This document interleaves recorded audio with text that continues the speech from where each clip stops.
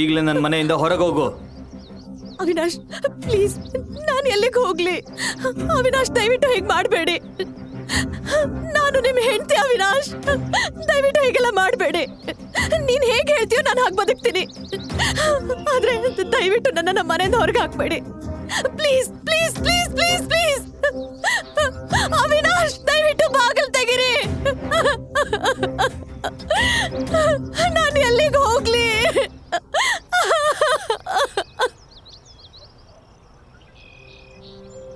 Hello Disha, 5 lakh ತುಂಬಾ ಕಡಿಮೆ ಅನ್ನೋದು ನನಗೆ ಗೊತ್ತಿದೆ, ಹೌದು. ಆದರೆ ಬೇಗನೆ ನಾನು ಆ ಅಕೌಂಟ್ಗೆ ಇನ್ನಷ್ಟು ಹಣ ಹಾಕ್ತೀನಿ. ಮಿಸ್ಟರ್ ಶಾಡೋ, ನೀವು ಯಾರೇ ಆಗಿದ್ರೂ ನನ್ನ ಬಗ್ಗೆ 2 ವಿಷಯಗಳನ್ನ ಸ್ಪಷ್ಟವಾಗಿ ಅರ್ಥ ಮಾಡ್ಕೊಳ್ಳಿ. ಮೊದಲನೇದು, ನಿನ್ನೆ ರಾತ್ರಿ ನಾನು ಮದ್ಯಪಾನ ಮಾಡಿದ್ದೆ. ಮತ್ತೆ ನಮ್ಮ ನಡುವೆ ಏನೇ ಆಗಿದ್ರೂ ಅದು ಒಂದು ಮಿಸ್ಟೇಕ್ ಅಷ್ಟೇ. ಆಮೇಲೆ 2ನೇದು, ನನ್ನ ಬಳಿ ಹಣ ಇಲ್ಲದೆ ಇದ್ರೂ ನನ್ನ ಸ್ವಾಭಿಮಾನ ಇನ್ನೂ ಸತ್ತಿಲ್ಲ. ನನಗೆ ಸಹಾಯ ಮಾಡೋಕೆ ನೀವು ಬಯಸಿದ್ದಕ್ಕೆ ಧನ್ಯವಾದಗಳು. ಆದ್ರೆ ನನಗೆ ನಿಮ್ಮ ಹಣ ಬೇಡ. ದಿಶಾ, ನಾನು ನಿನಗೆ ನಿರ್ಧಾರ ತಗೊಳ್ಳೋಕ್ಕಿಂತ ಮುಂಚೆ ಸರಿಯಾಗಿ ಯೋಚನೆ ಮಾಡು ಅಂತ ಹೇಳಿದ್ದೆ. ಆದರೆ ಇಷ್ಟು ಆತುರ ಯಾಕೆ ಮಾಡ್ತಾ ಇದೀಯಾ? ನಾನು ಯೋಚಿಸಿದ್ದೀನಿ. ನೀನು ಯೋಚಿಸಿದ್ರೆ ಈ ಹಣ ಬೇಡ ಅಂತ ಹೇಳ್ತಾ ಇರಲಿಲ್ಲ ನೀನು. ನಿನಗೆ ಸ್ವಲ್ಪ ಸಹ ತಾಳ್ಮೆ ಯಾಕಿಲ್ಲ? ಒಂದು ವಿಷಯ ತಿಳ್ಕೊ, ನಿನ್ನ ಬಗ್ಗೆ ನಿನಗೆ ಎಷ್ಟು ಗೊತ್ತೋ ಅದಕ್ಕಿಂತ ಜಾಸ್ತಿ ನಿನ್ನ ಬಗ್ಗೆ ಗೊತ್ತು. ನಾನು ಹೇಳ್ದೆ ಅಲ್ವಾ ನನಗೆ ನಿನ್ನ ಹಣ ಬೇಕಾಗಿಲ್ಲ ಅಂತ. ದಿಶಾ ಕಾಲನ್ನ ಕಟ್ ಮಾಡ್ತಿದ್ದ ಹಾಗೆ ಅವಳ ಫೋನು ಮತ್ತೆ ರಿಂಗ್ ಆಗತ್ತೆ. ಆದ್ರೆ ಅದು ಲ್ಯಾಂಡ್ಲೈನ್ ನಂಬರ್ ಆಗಿತ್ತು. ದಿಶಾ ಕಾಲನ್ನ ಸ್ವೀಕರಿಸ್ತಾಳೆ. ಮಿಸಸ್ ದಿಶಾ, ನಿಮ್ ಮಾವನ ನಮ್ಮ ಆಸ್ಪತ್ರೆಗೆ ಸೇರಿಸಿದ್ದಾರೆ. ಅವ್ರ ಸ್ಥಿತಿ ತುಂಬಾ ಗಂಭೀರವಾಗಿದೆ. ನೀವು ಬೇಗ ಆಸ್ಪತ್ರೆಗೆ ಬನ್ನಿ. ಇದನ್ನ ಕೇಳಿ ದಿಶಾ ಕಣ್ಣುಗಳಲ್ಲಿ ನೀರ್ ತುಂಬಿಕೊಂಡಿತು. ಲೈಫ್ ಕೇರ್ ಹಾಸ್ಪಿಟಲ್ ಗೇಟ್ ಮುಂದೆ ಒಂದು ಆಟೋ ರಿಕ್ಷಾ ಬಂದು ನಿಲ್ಲುತ್ತೆ. ದಿಶಾ ಹಣ ಕೊಟ್ಟು ಆಸ್ಪತ್ರೆಯೊಳಗಡೆ ಓಡ್ ಹೋಗ್ತಾಳೆ.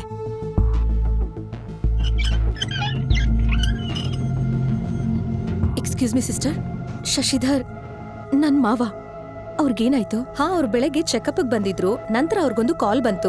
ಏಕಾಏಕಿ ಅವ್ರ ಬ್ಲಡ್ ಪ್ರೆಷರ್ ಕಡಿಮೆ ಆಯ್ತು. ಈಗ ಐಸಿಯುಲ್ ಇದ್ದಾರೆ. ಡಾಕ್ಟರ್ ಅವ್ರನ್ನ ನೋಡ್ತಾ ಇದ್ದಾರೆ. ಇದನ್ನ ಕೇಳಿ ದಿಶಾಗೆ ಆತಂಕವಾಯಿತು. ಶಶಿಧರ್ ಅವರು ಲಾಸ್ಯಳ ತಂದೆ ಮತ್ತು ದಿಶಾಳ ದೊಡ್ಡ ಮಾವ. ಅವರಿಗೆ ಮೊದಲು ಹೃದಯಾಘಾತ ಆಗಿತ್ತು ಮತ್ತು ಬಾಲ್ಯದಿಂದಲೇ ದಿಶಾಗೆ ತಂದೆ ತಾಯಿಯ ಪ್ರೀತಿಯನ್ನ ನೀಡಿದವರು ಅವರೇ. ದಿಶಾ ಕಣ್ಣುಗಳಲ್ಲಿ ಕಣ್ಣೀರು ತುಂಬಿತ್ತು. ಅಷ್ಟರಲ್ಲಿ ಐಸಿಯು ಡಾಕ್ಟರ್ ಹೊರಗಡೆ ಬಂದ್ರು. ಡಾಕ್ಟರ್, ನಾನು ದಿಶಾ. ಶಶಿಧರ್ ಅವರು ನನ್ ಮಾವ. ಅವ್ರು ಹೇಗಿದ್ದಾರೆ? ನೋಡಿ, ಅವ್ರ ಸ್ಥಿತಿ ತುಂಬಾ ಗಂಭೀರವಾಗಿದೆ. ನಾವು ಆಪರೇಷನ್ ಮಾಡಬೇಕು. ನಾವಿನ್ನೂ ಕಾಯಕ್ ಸಾಧ್ಯ ಇಲ್ಲ. ದಯವಿಟ್ಟು ನೀವು 1 ಲಕ್ಷ ರೂಪಾಯಿ ಡೆಪಾಸಿಟ್ ಮಾಡಿ ನಾವು ತಕ್ಷಣ ಆಪರೇಷನ್ಗೆ ರೆಡಿ ಮಾಡ್ಕೋತೀವಿ. ನೀವು ಆಪರೇಷನ್ ಶುರು ಮಾಡಿ ಡಾಕ್ಟರ್. ನಾನು ಹಣದ ವ್ಯವಸ್ಥೆ ಮಾಡ್ತೀನಿ. ಕ್ಷಮಿಸಿ ದಿಶಾ ಅವರೇ, ನಾವು ಅಡ್ವಾನ್ಸ್ ಇಂದ ಆಪರೇಷನ್ ಶುರು ಮಾಡಕ್ಕಾಗಲ್ಲ. ಇದು ಆಸ್ಪತ್ರೆಯ ರೂಲ್ಸ್ಗೆ ವಿರುದ್ಧ. ದಿಶಾ ಬಳಿ ಅಷ್ಟೊಂದು ಹಣ ಇರ್ಲಿಲ್ಲ. ಆದ್ರಿಂದ ಅವಳು ತನ್ನ ಸ್ವಾಭಿಮಾನವನ್ನ ಬಿಟ್ಟು ಅವಿನಾಶ್ ನಂಬರ್ಗೆ ಕಾಲ್ ಮಾಡ್ತಾಳೆ. ಹಲೋ ಅವಿನಾಶ್. ಏನು? ಬೆಳಗ್ಗೆ ನಾನು ಕಾಲ್ ಕಟ್ ಮಾಡಿದೆ. ನನಗನ್ನಿಸ್ತು ನೀನ್ ನನ್ನ ಜೊತೆ ಮಾತಾಡಲ್ಲ ಅಂತ. ಓ, ನನಗನ್ಸುತ್ತೆ ನನಗಿಂತ ಡೈವರ್ಸ್ ತಗೊಳಕ್ಕೆ ನಿನಗೆ ಅರ್ಜೆಂಟ್ ಅಂತ. ಅವನ ಕಠೋರ ಮಾತುಗಳಿಗೆ ಗಮನ ಕೊಡದೆ ದಿಶಾ ಹೀಗೆ ಹೇಳ್ತಾಳೆ. ಅವಿನಾಶ್, ನೀನ್ ನನಗೆ 3 ಲಕ್ಷ ಕೊಡ್ತೀಯಾ? ನಿನ್ನ ದುರಾಸೆಗೆ ಮಿತಿನೇ ಇಲ್ಲ ಅಲ್ವಾ? ನೆನ್ನೆ ನಾನು ನಿಂಗೆ ಚೆಕ್ ಕೊಟ್ಟಾಗ ಏನ್ ಮಾಡ್ದೆ? ಇವತ್ತು ಮತ್ತೆ ಹಣ ಕೇಳ್ತಾ ಇದೀಯಾ? ನನ್ನ ಮದ್ವೆ ಆಗಿದ್ದೆ ಹಣಕ್ಕೋಸ್ಕರ ಅಂದ್ರೆ ದೊಡ್ಡ ಸತಿ ಸಾವಿತ್ರಿ ತರ ಬಿಲ್ಡಪ್ ಕೊಡ್ತಾ ಇದ್ದೆ. ಅವಿನಾಶ್, ನಾನ್ ನಿನ್ ಹತ್ರ ಭಿಕ್ಷೆ ಬೇಡ್ತಾ ಇದ್ದೀನಿ ಅಂತಾನೆ ಅನ್ಕೋ. ದಯವಿಟ್ಟು ನನಗೊಮ್ಮೆ ಸಹಾಯ ಮಾಡ್ಬಿಡು. ಮಿಸಸ್ ದಿಶಾ, ನೀವು ಏನೇ ಮಾಡ್ಬೇಕಾದ್ರೂ ಬೇಗ ಮಾಡಿ. ಪೇಷಂಟ್ ಹತ್ರ ಜಾಸ್ತಿ ಸಮಯ ಇಲ್ಲ. ಅವಿನಾಶ್, ಮತ್ತೆ ನಾನು ನಿನ್ ಹತ್ರ ಏನೂ ಕೇಳಲ್ಲ. ದಯವಿಟ್ಟು ನನಗೆ 3 ಲಕ್ಷ ರೂಪಾಯಿ ಕೊಡು ಪ್ಲೀಸ್. ನಿನ್ ನಾಟಕ ಸ್ವಲ್ಪ ಸ್ಟಾಪ್ ಮಾಡ್ತೀಯಾ? ಅವಿನಾಶ್ ಎಲ್ಲಿ? ಅವನಿಗೆ ಫೋನ್ ಕೊಡು. ನಿನ್ ಜೊತೆ ಮಾತಾಡೋದಕ್ಕೆ ನನಗಿಷ್ಟ ಇಲ್ಲ. ಅವಿನಾಶ್ ಸ್ವತಃ ತನ್ನ ಫೋನನ್ನ ನನಗೆ ಕೊಟ್ಟು ಡಿವೋರ್ಸ್ ಹೊರತಾಗಿ ಬೇರೆ ಯಾವುದೇ ವಿಷಯ ನಿನ್ ಜೊತೆ ಮಾತಾಡಕ್ ಇಷ್ಟಪಡಲ್ಲ ಅಂತ ಹೇಳಿದಾನೆ. ನಿನಗೇನಾಗಿದೆ ಅಂತನಾದ್ರೂ ಗೊತ್ತಾ? ನಿಮ್ಮಪ್ಪ ಆಸ್ಪತ್ರೆಯಲ್ಲಿದ್ದಾರೆ, ಸೀರಿಯಸ್ ಆಗಿದ್ದಾರೆ. ಅವ್ರ ಚಿಕಿತ್ಸೆಗೆ ನಿನಗೆ ಹಣ ಬೇಕು ಅಂತಾನೂ ನನಗೆ ಗೊತ್ತು. ಅದೇ ಅಲ್ವಾ? ದಯವಿಟ್ಟು ಅವಿನಾಶಕ್ಕೆ ಹೇಳು ನನಗೆ 3 ಲಕ್ಷ ರೂಪಾಯಿ ಕೊಡು ಅಂತ. ನಾನ್ ನಿಜವಾಗ್ಲೂ ಹೇಳ್ತೀನಿ, ಎಲ್ಲ ಹಣನೂ ನಿಧಾನವಾಗಿ ವಾಪಸ್ ಕೊಟ್ಬಿಡ್ತೀನಿ. ಸರಿಯಾಗಿ ಕೇಳಿಸ್ಕೊ, ಅವಿನಾಶ್ ಅವನಾಗವನೇ ಹಣ ಕೊಡ್ತೀನಿ ಅಂತ ಒಪ್ಕೊಂಡ್ರು ನಾನ್ ಕೊಡೋದಕ್ ಬಿಡಲ್ಲ. ಯಾಕೆಂದ್ರೆ ನಾನೇ ನಿಮ್ಮ ಮಾವನಿಗೆ ಅಂದ್ರೆ ನನ್ನ ಪೂಜ್ಯ ಪಿತಾಜಿ ಅವ್ರಿಗೆ ಫೋನ್ ಮಾಡಿ ಹೇಳಿದ್ದೆ, ನೀನ್ ಯಾರೋ ಬೇರೆ ಗಂಡಸಿನ ಜೊತೆಗೆ ಇದೀಯಾ ಅಂತ. ಅದನ್ನ ಕೇಳಿದ ತಕ್ಷಣ ಅವರು ಸೀದಾ ಆಸ್ಪತ್ರೆ ಸೇರಿದ್ರು. ಇದನ್ನ ಹೇಳಿ ಲಾಸ್ಯ ನಾಚಿಕೆ ಬಿಟ್ಟು ನಕ್ಕು ಕಾಲನ್ನ ಕಟ್ ಮಾಡ್ತಾಳೆ. ಮತ್ತೊಂದೆಡೆ ದಿಶಾ ತಾನು ಏನು ಕೇಳಿಸ್ಕೊಂಡೆ ಅಂತ ನಂಬಲಿಲ್ಲ. ಸ್ವಂತ ಮಗಳು ಹೀಗೆ ಮಾಡಬಹುದೇ ಎಂದು ಅವಳು ಯೋಚಿಸಿದಳು. ಒಂದು ಮೆಸೇಜ್ ಬಂತು. ಕೆಳಗಡೆ ಮಿಸ್ಟರ್ ಶಾಡೋ ಅಂತ ಇತ್ತು. ಅದನ್ನ ಓದಿ ದಿಶಾ ಹೆಚ್ಚು ಯೋಚಿಸದೆ ನಿರ್ಧಾರ ತಗೊಳ್ತಾಳೆ. ಅವಳು ತನ್ನ ವಾಲೆಟ್ನಿಂದ ಮಿಸ್ಟರ್ ಶಾಡೋನ ಡೆಬಿಟ್ ಕಾರ್ಡನ್ನ ತೆಗೆದು ಹಣ ಪಾವತಿ ಮಾಡಿದ್ಲು. ಹಣ ಕಟ್ಟಿದ ತಕ್ಷಣ ತನ್ನ ಮಾವನ ಆಪರೇಷನ್ ಸ್ಟಾರ್ಟ್ ಆಯಿತು.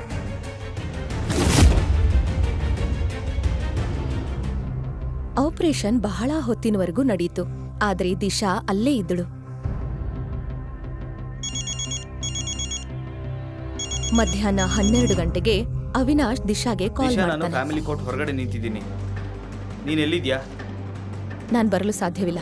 ದಿಶಾ, ನೀನು ಬರ್ತೀನಿ ಅಂತ ಹೇಳಿದ್ದೆ, ಈಗೇನ್ ಹೇಳ್ತಿದ್ಯಾ? ಇಲ್ಲ, ನನಗೂ ಕೂಡ ನಿನ್ನಿಂದ ಸಾಧ್ಯವಾದಷ್ಟು ಬೇಗ ಮುಕ್ತಿ ಬೇಕು. ಹಾಗಾದ್ರೆ ದಯವಿಟ್ಟು ಬಾ, ನನಗೆ ಹೆಚ್ಚು ಸಮಯ ಇಲ್ಲ. ನನಗೂ ಕೂಡ ನಿನ್ ಜೊತೆ ಸಮಯ ವ್ಯರ್ಥ ಮಾಡೋದಕ್ಕೆ ಇಷ್ಟ ಇಲ್ಲ ಅವಿನಾಶ್. ಮಾವನ ಆಪರೇಷನ್ ನಡೀತಾ ಇದೆ, ಅದಕ್ಕೆ ನಾನು ಬರೋದಕ್ಕೆ ಸಾಧ್ಯ ಇಲ್ಲ. ಅವರು ಸ್ಟೇಬಲ್ ಆದ್ಮೇಲೆ ನಾನ್ ನಿನಗೆ ಹೇಳ್ತೀನಿ. ನಾನ್ ನಿನ್ಗೆ ಹಣ ಕೊಟ್ಟಿಲ್ಲ ಅಂತ ಹೇಳ್ತಾ ಇದ್ಯಾ? ಏನೋ ಒಂದು ರೀಸನ್ ಕೊಟ್ಟು ಡೈವರ್ಸ್ ಮುಂದಕ್ಕೆ ಹಾಕೋದಕ್ಕೆ ನೋಡ್ತಾ ಇದ್ಯಾ? ಹಾಗೇನೂ ಇಲ್ಲ. ಈ ನಿನ್ನ ಕೊಳತು ಹಾಳಾಗಿರೋ ಹಣ ನಿನ್ನ ಗರ್ಲ್ ಫ್ರೆಂಡ್ ಲಾಸ್ಯಾಗೆ ಕೊಡು, ನನಗೇನ್ ಬೇಡ. ಇದನ್ನ ಹೇಳಿ ದಿಶಾ ಫೋನ್ ಕಟ್ ಮಾಡಿದ್ದು ಮಾತ್ರ ಅಲ್ಲ, ಅದನ್ನ ಸ್ವಿಚ್ ಆಫ್ ಕೂಡ ಮಾಡ್ತಾಳೆ.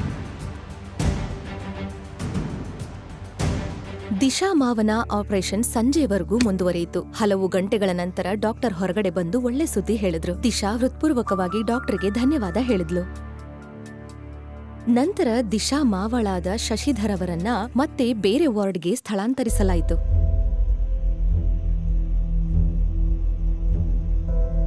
ಮಾವ ಅವರಿಗೆ ಎಚ್ಚರವಾದ ತಕ್ಷಣ ತನ್ನ ಮುಂದೆ ದಿಶಾಳನ್ನ ನೋಡಿದ್ರು. ಮಗಳೇ, ಲಾಸ್ಯ ಹೇಳಿದ್ದು ಎಲ್ಲ ಸುಳ್ಳು ಅಂತ ನನಗೆ ಒಂದ್ಸಲ ಹೇಳು. ಇಷ್ಟು ದೊಡ್ಡ ತಪ್ಪನ್ನ ಹೇಗ್ ಮಾಡ್ದೆ ನನ್ ಮಗಳೇ? ಮಾವ, ನೀವೇನು ಚಿಂತೆ ಮಾಡ್ಕೋಬೇಡಿ. ಆ ಥರ ಎಲ್ಲ ಏನೂ ಆಗಿಲ್ಲ.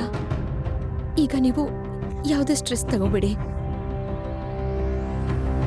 ಅವಿನಾಶ್ಗೆ ಈ ವಿಷಯ ಗೊತ್ತಿದ್ಯಾ? ಬಹುಶಃ ಇಲ್ಲ. ಇನ್ ಮುಂದೆ ಜಾಗ್ರತೆ ಆಗಿರು ಮಗಳೇ. ದೇವ್ರ ದಯೆಯಿಂದ ಇಂಥ ತಪ್ಪಾಗಬಾರ್ದು. ಇದರಿಂದ ನಿನ್ ಮದ್ವೆ ಮುರಿಬಾರ್ದು. ಒಂದ್ ವೇಳೆ ನಾನ್ ಸತ್ ಮೇಲೆ ನಿನ್ನ ತಾಯಿಗೆ ಏನ್ ಹೇಳ್ಬೇಕು? ಶಶಿಧರ್ ಮಾತನಾಡಿ ಮಾತನ್ನ ಮುಗಿಸಿದ ತಕ್ಷಣ ಬಾಗಿಲು ತೆಗೆಯೋ ಶಬ್ದ ಕೇಳಿಸ್ತು. ದಿಶಾ ಆ ದಿಕ್ಕಿನಲ್ಲಿ ನೋಡಿದಾಗ ಸಂಪೂರ್ಣವಾಗಿ ಬೆಚ್ಚಿಬಿದ್ಲು. ಅಲ್ಲಿ ಅವಿನಾಶ್ ನಿಂತಿದ್ದ. ಮಾವ, ಅವನ ಜೊತೆ ಲಾಸ್ಯ ಕೂಡ ಬಂದಿದ್ಲು. ಈಗ ಹೇಗಿದೆ ನಿಮ್ಮ ಆರೋಗ್ಯ? ಅಯ್ಯೋ ಅವಿನಾಶ್ ಮಗ್ನೆ, ಬಾ ಬಾ ಕೂತ್ಕೋ ಬಾ. ದಿಶಾ, ಅವಿನಾಶ್ ತುಂಬಾ ಬ್ಯುಸಿ. ಆಪರೇಷನ್ ಬಗ್ಗೆ ಹೇಳೋದು ಏನಿತ್ತು? ಅವನ ಕೆಲಸಕ್ಕೆ ತೊಂದರೆ ಆಗಲ್ವಾ ಮಗಳೇ? ಮಾವ, ದಿಶಾ ನನಗೆ ಫೋನ್ ಮಾಡಿಲ್ಲ. ನಾನು ಲಾಸ್ಯಾಗಾಗಿ ಇಲ್ಲಿಗೆ ಬಂದಿದ್ದೆ. ಲಾಸ್ಯಾಗಾಗಿ ಅಂದ್ರೆ? ಪಾಪ, ನಿಮ್ಮ ಆರೋಗ್ಯದ ಬಗ್ಗೆ ಕೇಳೋದ್ರ ಜೊತೆಗೆ ಇನ್ನೊಂದು ವಿಷಯನ ಹೇಳ್ಬೇಕಿತ್ತು. ಅದಕ್ಕಾಗಿ ನಾವಿಬ್ರು ಇಲ್ಲಿಗೆ ಬಂದಿದ್ದೀವಿ. ಇದನ್ನ ಹೇಳಿ ಲಾಸ್ಯ ದಿಶಾ ಕಡೆಗೆ ಕೆಟ್ಟದಾಗಿ ಒಂದು ಲುಕ್ ಕೊಡ್ತಾಳೆ. ಕಳೆದ 48 ಗಂಟೆಗಳಲ್ಲಿ ನಡೆದ ಎಲ್ಲವನ್ನ ಲಾಸ್ಯ ಶಶಿಧರ್ಗೆ ಹೇಳಿದ್ರೆ ಅವರು ಬದುಕೋದಿಲ್ಲ. ಈಗ ದಿಶಾ ಏನ್ ಮಾಡ್ತಾಳೆ? ಅವಳು ಲಾಸ್ಯಾಳನ್ನ ತಡಿತಾಳ ಅಥವಾ ತನ್ನ ತಂದೆ ತಾಯಿಯಂತೆ ಇರುವ ಮಾವನನ್ನ ಕಳ್ಕೊಳ್ತಾಳ? ಆಕ್ಚುಲಿ ಅಪ್ಪ, ಈಗ ಅವಿನಾಶ್ ನನ್ನ ಭಾವ ಮಾತ್ರ ಅಲ್ಲ, ಅವಳು ಬಾಸ್ ಕೂಡ ಅಲ್ವಾ? ಲಾಸ್ಯ ಈಗ ಅವಿನಾಶ್ ಕಂಪನಿಲಿ ಕೆಲಸ ಮಾಡ್ತಾ ಇದ್ದಾಳೆ. ಅವಿನಾಶ್ ಅವಳ ಕೆಲಸನ ತುಂಬಾ ಹೊಗಳ್ತಾನೆ. ಸರಿ, ಅದು ಒಳ್ಳೇದೆ. ಲಾಸ್ಯಾಳ ಎಜುಕೇಶನ್ಗಾಗಿ ನಾವು ಅನುಭವಿಸಿದ ಕಷ್ಟಗಳು ಈಗ ಸಿಹಿ ಫಲ ಸಿಕ್ಕಿದೆ. ತಾತ್ಕಾಲಿಕವಾಗಿ ದಿಶಾ ಲಾಸ್ಯಾಳನ್ನ ತಡೆಯಲು ಯಶಸ್ವಿಯಾಗಿದ್ದಳು. ಆದ್ರೆ ಯಾವಾಗ ಅವಳು ಏನನ್ನಾದ್ರೂ ಹೇಳ್ಬಿಡ್ತಾಳಾ ಅನ್ನೋ ಭಯ ಅವಳಲ್ಲಿತ್ತು. ನೀವೆಲ್ಲರೂ ಯಾಕೆ ನಿಂತಿದ್ದೀರಾ? ಕುತ್ಕೊಳ್ಳಿ. ನಾವು ನಿಮ್ಮ ಆರೋಗ್ಯ ವಿಚಾರಿಸಲು ಬಂದಿದ್ವಿ. ಈಗ ನೀವು ಚೆನ್ನಾಗಿದ್ದೀರಾ? ಅದರಿಂದ ನಾವು ಹೋಗ್ತೀವಿ. ನನಗೆ ಆಫೀಸಿಗೆ ಲೇಟ್ ಆಗ್ತಿದೆ. ನೀವು ನಿಮ್ಮ ಕೆಲಸಗಳನ್ನ ಮಾಡಿ, ನನ್ನ ಬಗ್ಗೆ ಚಿಂತಿಸಬೇಡಿ. ಮಾವ, ನಿಮಗೆ ಏನೇ ಬೇಕಾದರೂ ನನಗೆ ಫೋನ್ ಮಾಡಿ ಅಥವಾ ಲಾಸ್ಯಾಗೆ ಫೋನ್ ಮಾಡಿ. ಅವಿನಾಶ್ ವರ್ತನೆಯನ್ನ ನೋಡಿ ಶಶಿಧರ್ ಯಾವಾಗ್ಲೂ ದಿಶಾ ತುಂಬಾ ಅದೃಷ್ಟಶಾಲಿ ಅಂತ ಭಾವಿಸ್ತಾ ಇದ್ರು. ಇಂತಹ ಒಬ್ಬ ಒಳ್ಳೆ ಹುಡುಗನನ್ನ ಅವಳು ಹುಡುಕೊಂಡಿದ್ದಾಳೆ ಅಂತ. ಇಂದು ತನ್ನ ಬ್ಯುಸಿ ವೇಳೆಯಲ್ಲೂ ಅವನು ಬಂದು ನೋಡಿದ್ದು ಶಶಿಧರ್ಗೆ ಅವಿನಾಶ್ ಮೇಲೆ ಗೌರವ ಇನ್ನೂ ಹೆಚ್ಚಾಯ್ತು. ಅವಿನಾಶ್. ಹಾ ಮಾವ, ಲಾಸ್ಯಾ ನಿನ್ ಜೊತೆ ಕೆಲಸ ಮಾಡ್ತಾ ಇರೋದಕ್ಕೆ ನನಗೆ ತುಂಬಾ ಸಂತೋಷ. ಅವಳು ನಿನಗೆ ನಾದ್ನಿ ಅಂತ ಅವಳಿಗೆ ಕೆಲಸದಲ್ಲಿ ಸ್ಪೆಷಲ್ ಟ್ರೀಟ್ಮೆಂಟ್ ಅಂತ ಕೊಡಕ್ಕೆ ಹೋಗ್ಬೇಡ. ಅದರ ಅಗತ್ಯ ಇಲ್ಲ. ಲಾಸ್ಯಾ ತುಂಬ ಚೆನ್ನಾಗಿ ಕೆಲಸ ಮಾಡ್ತಾಳೆ. ಅವಿನಾಶ್. ಹಾಂ ಹೇಳಿ. ಇನ್ನೊಂದು ವಿಷಯ ನಿನ್ನ ಜೊತೆ ಮಾತಾಡಬೇಕಿತ್ತು. ಹಾಂ ಹೇಳಿ. ಮಗನೇ, ನನ್ನ ಟೈಮ್ ಯಾವಾಗ ಬೇಕಾದರೂ ಬರ್ಬೋದು. ಅದಕ್ಕಾಗಿ ನಾನು ಹೋಗೋ ಮುಂಚೆ ನಿಮ್ಮಿಬ್ರು ಮಕ್ಕಳ ಜೊತೆ ಆಟ ಆಡ್ಬೇಕು ಅಂತ ಇಷ್ಟಪಡ್ತೀನಿ. ಶಶಿಧರ್ ಅವರ ಮಾತನ್ನ ಕೇಳಿ ದಿಶಾ ತಲೆ ಅಲ್ಲಾಡಿಸ್ತಾಳೆ. ಅವಳು ತನ್ನ ಮಾವನಿಗೆ ತಾನು ಯಾವತ್ತೂ ತಾಯಿ ಆಗಲು ಸಾಧ್ಯವಿಲ್ಲ ಅನ್ನೋ ವಿಷಯ ಹೇಳೇ ಇರ್ಲಿಲ್ಲ. ಪಾಪ, ಬಹುಶಃ ನಿಮಗ್ ಗೊತ್ತಿಲ್ಲ, ಆದ್ರೆ ಈ ದಿಶಾ ಎಂದಿಗೂ ನಾನ್ ಮರ್ತೆ ಹೋಗಿದೆ. ನರ್ಸ್ ಮಾವನ ಔಷಧಿಗೆ ಅಂತ ಈ ಪ್ರಿಸ್ಕ್ರಿಪ್ಷನ್ ಕೊಟ್ಟಿದ್ದಾರೆ. ದಯವಿಟ್ಟು ಇದನ್ನ ಮೆರಿಸಿ ಫಾರ್ಮಸಿಯಿಂದ ತರಿಸು. ನಾನು ಅವಿನಾಶ್ ಜೊತೆ ಒಬ್ಳೆ ಮಾತಾಡ್ಬೇಕು. ಅಕ್ಕ, ಏನಷ್ಟು ಪ್ರೈವೇಟ್ ಮಾತು ಎಲ್ರ ಮುಂದೆ ಹೇಳಕ್ಕಾಗಲ್ವಾ? ಅಷ್ಟಕ್ಕೂ ನಾವೆಲ್ರೂ ಒಂದೇ ಕುಟುಂಬದವರು. ಮರೆ ಮಾಚೋದೇನಿದೆ ಅಲ್ವಾ ಅವಿನಾಶ್? ವಿದೇಶದಲ್ಲಿ ಓದ್ ಬಂದ ಮೇಲೆ ನೀನು ವೆಸ್ಟರ್ನ್ ಕಲ್ಚರ್ ತುಂಬಾ ಕಲ್ತಿದ್ಯಾ. ನೀನು ನಿನ್ ಭಾವನ ಅವ್ರ ಹೆಸರಿಡ್ದು ಕರೀತಾ ಇದೀಯಾ. ಲಾಸ್ಯಾ, ಗಂಡ ಹೆಂಡತಿಯ ವೈಯಕ್ತಿಕ ವಿಷಯದಲ್ಲಿ ಯಾವತ್ತೂ ಹಸ್ತಕ್ಷೇಪ ಮಾಡಬಾರದು. ಈಗ ಹೋಗಿ ಔಷಧಿ ತಗೊಂಡ್ ಬಾ.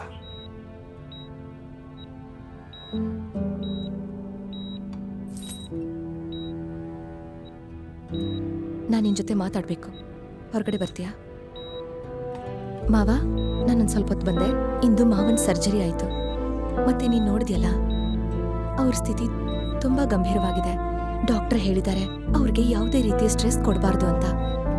ಅವ್ರಿಗೆ ಸ್ಟ್ರೆಸ್ ಕೊಟ್ರೆ ಅವ್ರ ಸ್ಥಿತಿ ಇನ್ನೂ ಹದಗೆಡಬಹುದು. ಈ ಬಾರಿ ಅವರನ್ನ ಉಳಿಸೋದು ಇನ್ನೂ ಕಷ್ಟ ಆಗಬಹುದು. ಆದ್ರಿಂದ ಅವ್ರಿಗೆ ನಮ್ ಡಿವೋರ್ಸ್ ವಿಷಯದ ಬಗ್ಗೆ ಗೊತ್ತಾಗ್ಬಾರ್ದು. ಇಲ್ಲ ಅಂದ್ರೆ ಆ ಶಾಕನ್ನ ಅವರು ತಡೆಯಕ್ಕಾಗಲ್ಲ. ನೀನ್ ಅವ್ರಿಗೆ ಏನು ಹೇಳ್ಬೇಡ. ಮೊದ್ಲಿಗೆ ಹೆಂಡತಿ ಅಂತೆ ಆರ್ಡರ್ ಮಾಡೋದನ್ನ ನಿಲ್ಸು. ಕಾನೂನ್ ಪ್ರಕಾರ ನಾವಿನ್ನೂ ಡಿವೋರ್ಸ್ ತಗೊಂಡಿಲ್ಲ. ಆದ್ರೆ ಮನ್ಸಲ್ಲಿ ಈಗಾಗ್ಲೇ ದೂರ ಆಗಿದೀವಿ. 4 ವರ್ಷ ಒಟ್ಟಿಗೆ ಇದ್ವಿ. ಆಗ ನಾನ್ ನಿನ್ಗೆ ಆರ್ಡರ್ ಕೊಡೋ ಹಕ್ಕನ್ನ ನನಗ್ ಕೊಟ್ಟಿಲ್ಲ. ಈಗ ನಾವು ಬೇರೆ ಆಗಿದ್ದೀವಿ. ನಾನ್ ನಿನ್ಗೆ ಯಾವ ಆರ್ಡರ್ ಕೊಡ್ಲಿ ಅವಿನಾಶ್? 4 ವರ್ಷದ ಜೀವನದಲ್ಲಿ ಎಂದಿಗೂ ನಿನ್ ಬಳಿ ಏನೂ ಕೇಳಿಲ್ಲ. ಆದ್ರೆ ಇವತ್ತು ನಿನ್ ಹತ್ರ ಭಿಕ್ಷೆ ಬೇಡ್ತಾ ಇದ್ದೀನಿ. ಅವ್ರಿಗೆ ಏನೂ ಗೊತ್ತಾಗ್ಬಾರ್ದು. ನಿನಗನ್ನಿಸ್ತಾ ಇರಬಹುದು, ನೀನು ನನ್ ಮಾತು ಕೇಳಿದ್ರೆ ನೀನು ಸೋಲ್ತೀಯ, ಮತ್ತೆ ನಾನ್ ಗೆಲ್ತೀನಿ ಅಂತ. ಇದು ಗೆಲುವು ಸೋಲಿನ ವಿಷಯ ಅಲ್ಲ ಅವಿನಾಶ್. ಇದು ಒಂದು ಜೀವದ ಪ್ರಶ್ನೆ. ಅವರು ನನ್ ಮಾವ ಅಷ್ಟೇ ಅಲ್ಲ, ಅವರು ಲಾಸ್ಯಾಗೆ ತಂದೆ ಸಹ. ನನಗೋಸ್ಕರ ಅಲ್ದೇ ಇದ್ರು ಕನಿಷ್ಠ ಲಾಸ್ಯಾಗೋಸ್ಕರನಾದ್ರೂ ಇದನ್ನ ಮಾಡು. ಸರಿ, ನಾನು ಲಾಸ್ಯಾ ಜೊತೆ ಈ ವಿಷಯದ ಬಗ್ಗೆ ಮಾತಾಡ್ತೀನಿ. ಈಗ ನಿನ್ ಮಾತು ಮುಗ್ದಿದ್ರೆ ನಾನು ಹೋಗ್ಬೋದೆ? ನನಗೆ ಲೇಟ್ ಆಗ್ತಿದೆ. ದಿಶಾ ತನ್ನ ಮಾವನ ವಾರ್ಡ್ಗೆ ತಲುಪೋದಕ್ಕೆ ಆತರಳಾಗಿದ್ಲು.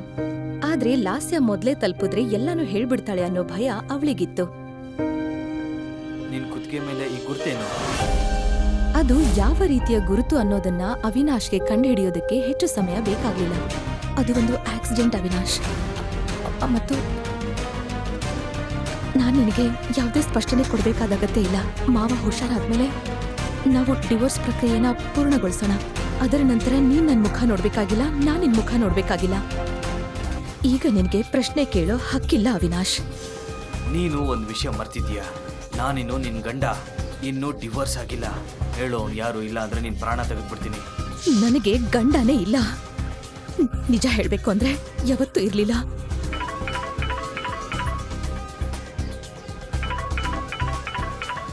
ದಿಶಾ ತನ್ನ ಮಾವನ ವಾರ್ಡ್ ಕಡೆ ಹೋಗ್ತಾಳೆ. ಅವಳಿಗೆ ಒಂದೇ ಮಾತಿನ ಭಯ ಇತ್ತು. ಲಾಸ್ಯ ಒಬ್ಳೇ ಇದ್ದಾಗ ತನ್ನ ತಂದೆಗೆ ಎಲ್ಲವನ್ನ ಹೇಳ್ಬಿಡ್ತಾಳೆ ಅಂತ. ಮಾವ, ಲಾಸ್ಯ ಔಷಧಿನ ತರ್ಲಿಲ್ವಾ? ಇಲ್ಲ. ಏನಾಯ್ತು? ಅವಿನಾಶ್ ಮತ್ತೆ ಬರ್ಲಿಲ್ವಾ? ಅದು ಅವಿನಾಶ್ಗೆ ಕಾಲ್ ಬಂತು, ಅವ್ರು ಹೋಗ್ಬೇಕಾಯ್ತು. ಆದ್ರೆ ಅವನು ನಾಳೆ ಖಂಡಿತ ನಿಮ್ಮನ್ನ ನೋಡಕ್ ಬರ್ತಾನೆ ಅಂತ ಮಾವನಿಗೆ ಹೇಳು ಅಂತ ನನಗೆ ಹೇಳ್ದ. ನೀನ್ ತುಂಬಾ ಅದೃಷ್ಟಶಾಲಿ ಮಗಳೇ. ಇಷ್ಟು ಅರ್ಥ ಮಾಡ್ಕೊಳ್ಳೋ ಗಂಡ ನಿನಗೆ ಸಿಕ್ಕಿದ್ದಾನೆ. ನಾನು ನಿಮ್ಮ ಔಷಧಿಗಳನ್ನ ತಗೊಂಡ್ ಬರ್ತೀನಿ.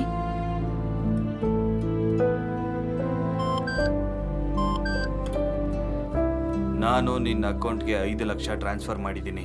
ಒಮ್ಮೆ ನೋಡು. ಫಾರ್ಮಸಿಯಲ್ಲಿ ಔಷಧಿಗಳ ಬೆಲೆನ ನೋಡಿದಾಗ ದಿಶಾಗೆ ಅರ್ಥ ಆಯ್ತು ಲಾಸ್ಯ ಔಷಧಿನ ಯಾಕೆ ತಗೊಂಡಿಲ್ಲ ಅಂತ. ಕೇವಲ 1 ವಾರದ ಔಷಧಿಯ ಬಿಲ್ 25,000 ರೂಪಾಯಿ ಆಗಿತ್ತು. ಮಾವ, ನಾನು ಔಷಧಿನ ತಂದಿದ್ದೀನಿ. ಇವುಗಳನ್ನ ಇಲ್ಲಿ ಇಡ್ತಾ ಇದ್ದೀನಿ. ನಾನೀಗ ಹೋಗ್ಬೇಕು, ಆದ್ರೆ ನಾಳೆ ಬೆಳಗ್ಗೆ ಬೇಗ ಬರ್ತೀನಿ. ದಿಶಾ ಹೋಟೆಲ್ ಓಷನ್ ಸ್ಟಾರ್ಗೆ ಪ್ರವೇಶಿಸಿದಾಗ ರಾತ್ರಿ 9 ಗಂಟೆಗೆ ಇನ್ನು 10 ನಿಮಿಷ ಬಾಕಿ ಇತ್ತು. ಮಿಸ್ಟರ್ ಶಾಡೋ ಯಾರು ಅಂತ ತಿಳಿಬೇಕು ಎಂಬ ಕುತೂಹಲ ದಿಶಾಗಿತ್ತು. ಆದರೆ ಅದೇ ಸಮಯದಲ್ಲಿ ಸ್ವಲ್ಪ ಭಯನೂ ಇತ್ತು. ದಿಶಾ ರೂಮ್ ನಂಬರ್ 607 ಮುಂದೆ ನಿಂತಳು. ಆಳವಾದ ಉಸಿರನ್ನ ಎಳ್ಕೊಂಡ್ಳು ಮತ್ತು ಬಾಗಿಲಿನತ್ತ ಕೈ ಚಾಚಿದ್ಲು. ಅವಳ ಕೈ ಸ್ವಲ್ಪ ನಡುಗ್ತಾ ಇತ್ತು.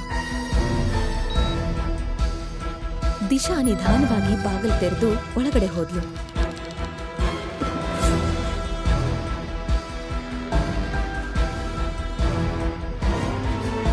ಹಲೋ ದಿಶಾ.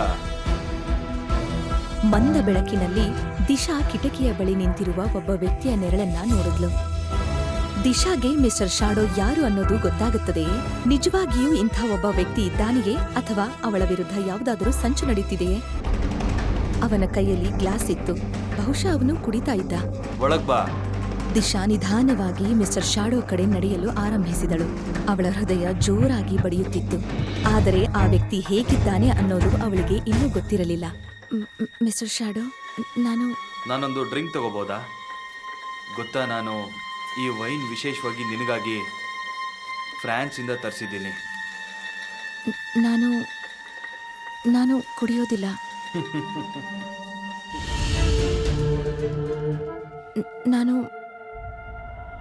ನಾನು ಮೊದಲೇ ತುಂಬಾ ಸಂಕೋಚಿ. ನಾನು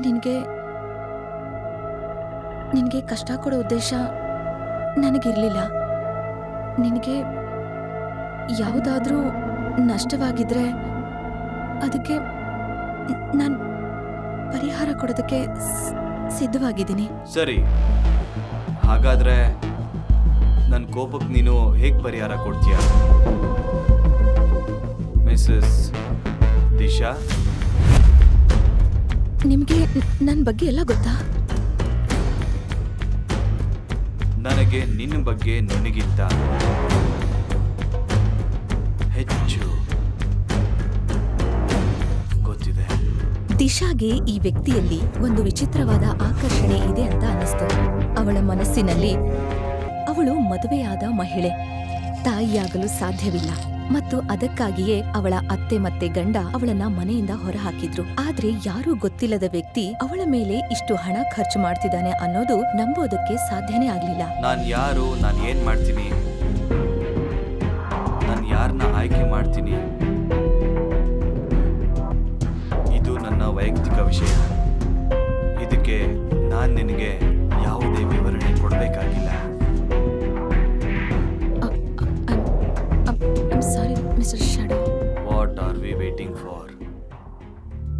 ಸರಿ ಬಾ, ಪ್ರೀತಿಯ ಮಾತನ್ನ ಶುರು ಮಾಡೋಣ. ಅದು ನನಗಿನ್ನೂ ಡಿವೋರ್ಸ್ ಆಗಿಲ್ಲ. ಡಿವೋರ್ಸ್ ಆಗಿಲ್ಲ ಅಂದ್ರೆ ಏನು? ನಾನು ಮೊದಲು ಡಿವೋರ್ಸ್ ತಗೊಳ್ತೀನಿ. ಅಲ್ಲಿವರೆಗೂ ನಾವು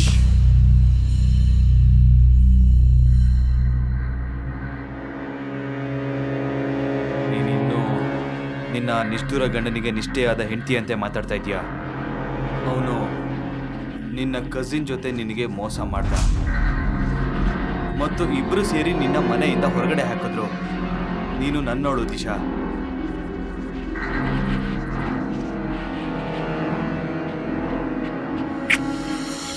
ದಿಶಾಗೆ ಮಿಸ್ಟರ್ ಶ್ಯಾಡೋ ಮೇಲೆ ಆಕರ್ಷಣೆ ಸ್ಟಾರ್ಟ್ ಆಯಿತು. ಮಿಸ್ಟರ್ ಶ್ಯಾಡೋ ಉಸಿರಾಟ ಸಹ ಫಾಸ್ಟ್ ಆಗ್ತಾ ಇರೋದನ್ನ ಅವಳು ಗಮನಿಸ್ತಾ ಇದ್ಲು.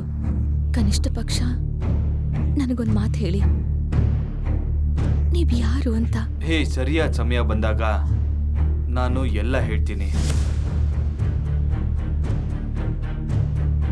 ನೀವು ಯಾರು ಅನ್ನೋದೇ ನನಗ್ ಗೊತ್ತಿಲ್ಲ. ಹಾಗಾಗಿ ಬೇರೆ ಯಾರಾದ್ರೂ ಈ ಅವಕಾಶನ ಬಳಸ್ಕೊಂಡು ನಿಮ್ ಸ್ಥಾನನ ತಗೋಬಹುದು. ಯಾರು ಕೂಡ ನಿನ್ನ ಮುಟ್ಟಲು ಕೂಡ ಸಾಧ್ಯ ಇಲ್ಲ. ಒಬ್ಳೆ ಮಲ್ಗೋದು ದೂರ ಮಾತು. ಕಮ್.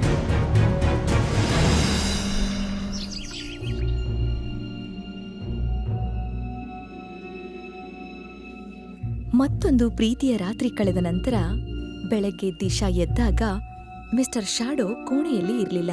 ದಿಶಾಗೆ ನಿನ್ನೆ ರಾತ್ರಿ ನಡೆದ ಘಟನೆಗಳು ನೆನಪಾದ್ವು. ಇದೆಲ್ಲ ಒಂದ್ ಕನ್ಸಾಗಿದ್ರೆ ಚೆನ್ನಾಗಿರ್ತಿತ್ತು.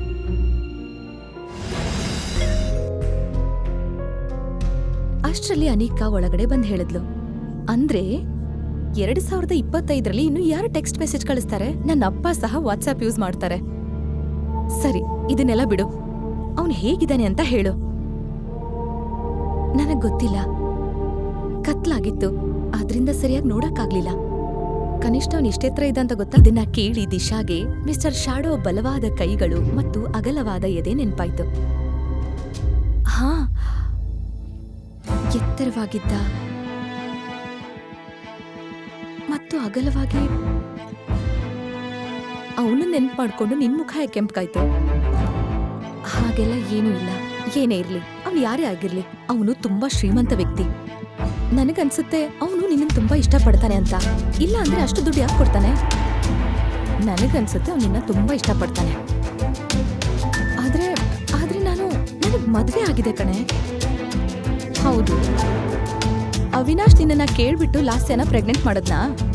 ಮತ್ತೆ ನೀನು ಮಿಸ್ಟರ್ ಶ್ಯಾಡೋ ಜೊತೆ ಇರ್ಬೇಕಾ ಬೇಡವಾ ಅನ್ನೋದು ನಿನ್ನ ಆಯ್ಕೆ. ಆದ್ರೆ ನನ್ನ ಪ್ರಕಾರ ನೀನು ಸಾಧ್ಯವಾದಷ್ಟು ಬೇಗ ಅವಿನಾಶ್ ಜೊತೆ ಡಿವೋರ್ಸ್ ತಗೋಬೇಕು. ಆಗ ಅವನ ಹಾಳಾದ ಮುಖಾನ ಮತ್ತೆ ಮತ್ತೆ ನೋಡಕ್ಕಿರಲ್ಲ. ಅನಿಕಾ ಸರಿಯಾಗೇ ಹೇಳಿದ್ಲು. ದಿಶಾ ಆ ಕುಟುಂಬ ಮತ್ತೆ ಲಾಸ್ಯಗಾಗಿ ಮಾಡ್ಬೇಕಾಗಿದ್ದನ್ನೆಲ್ಲ ಮಾಡಿದ್ಲು. ಈಗ ಅವರ ಬಗ್ಗೆ ಯೋಚಿಸುವಂತ ಅವಶ್ಯಕತೆ ಇರ್ಲಿಲ್ಲ. ಅದಕ್ಕಾಗಿ ಅವಳು ಸಾಧ್ಯವಾದಷ್ಟು ಬೇಗ ಅವಿನಾಶ್ ಜೊತೆ ಡಿವೋರ್ಸ್ ತಗೋಬೇಕಿತ್ತು. ಇಲ್ಲ, ಇದು ಸಾಧ್ಯ ಇಲ್ಲ. ಯಾಕೆ ಸಾಧ್ಯ ಇಲ್ಲ ಅಂದ್ರೆ, ಯಾವ ವ್ಯಕ್ತಿ ಹೀಗೆ ಅಪರಿಚಿತ ವ್ಯಕ್ತಿಗೆ ಲಕ್ಷಾಂತರ ರೂಪಾಯಿ ಕೊಡ್ತಾನೆ? ಹೌದು, ನನಗೂ ಇದು ಅರ್ಥನೇ ಆಗ್ತಾ ಇಲ್ಲ. ನನಗೆ ಮದ್ವೆ ಆಗಿದೆ, ಮಕ್ಕಳನ್ನ ಹೊಂದಲು ಸಾಧ್ಯ ಇಲ್ಲ. ಅದ್ರಲ್ಲೂ ಅವನು ನನಗಾಗಿ ಯಾಕಿಷ್ಟು ಸಹಾಯ ಮಾಡ್ತಾ ಇದ್ದಾನೆ? ಮಿಸ್ಟರ್ ಶ್ಯಾಡೋ ಯಾರು ಮತ್ತು ಯಾಕೆ ಅವನು ತನ್ನ ಮುಖವನ್ನ ತೋರಿಸ್ತಾ ಇಲ್ಲ? ಈ ವ್ಯಕ್ತಿಯ ರಹಸ್ಯ ಏನು? ಅವನು ನಿಜವಾಗ್ಲೂ ವಿಕೃತ ವ್ಯಕ್ತಿನ? ಅವನು ನಿಜವಾಗ್ಲೂ ದಿಶಾಗೆ ಸಹಾಯ ಮಾಡ್ಬೇಕು ಅಂತಿದ್ನ, ಅಥವಾ ಇದು ಯಾವ್ದಾದ್ರೂ ಸಂಚ? ಈ ಎಲ್ಲಾ ಪ್ರಶ್ನೆಗಳಿಗೆ ಉತ್ತರ ಬೇಕು ಅಂದ್ರೆ ಈಗಲೇ ಪಾಕೆಟ್ಫುಲ್ ಅಪ್ಲಿಕೇಶನ್ ಡೌನ್ಲೋಡ್ ಮಾಡಿ ಮತ್ತು ಕೇಳಿ ಸೀಕ್ರೆಟ್ ಹಸ್ಬೆಂಡ್. ಅಪ್ಲಿಕೇಶನ್ ಡೌನ್ಲೋಡ್ ಮಾಡಲು ಡಿಸ್ಕ್ರಿಪ್ಷನ್ ನಲ್ಲಿ ಇರುವ ಲಿಂಕ್ ಅನ್ನು ಕ್ಲಿಕ್ ಮಾಡಿ.